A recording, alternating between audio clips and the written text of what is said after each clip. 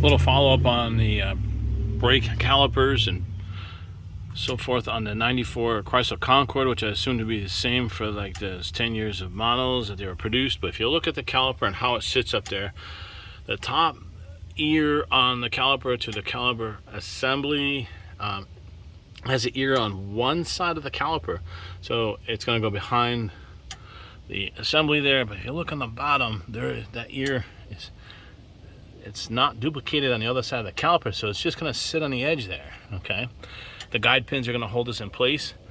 Because I'm going to go to the driver's side. This is the passenger side. Driver's side, because they use the same caliper number, you're going to see that this ear is on the opposite side. So I'll show you.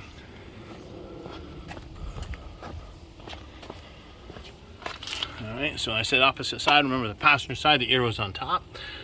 So this does not have that same ear on the top. It is on the bottom. So it sits behind it there. Okay, just remember that your brake pads have to, the ears and the brake pads have to go behind the caliper mounting assembly. Okay, you can see where the pad does not cover the complete surface of the rotor. There is a space from the pad to the hub of the rotor. So the driver's side was done correctly. You can see there's rust on the exterior of the rotor. Looks like they're newer rotors. So I'll go back to the passenger side and I'll show you the difference when it was not mounted properly. You can see that the entire rotor surface was polished clean from the pad because the caliper was not mounted properly.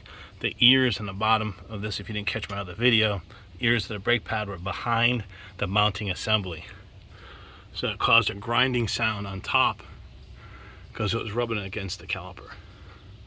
And there's actually metal shavings inside the rim of the tire from this.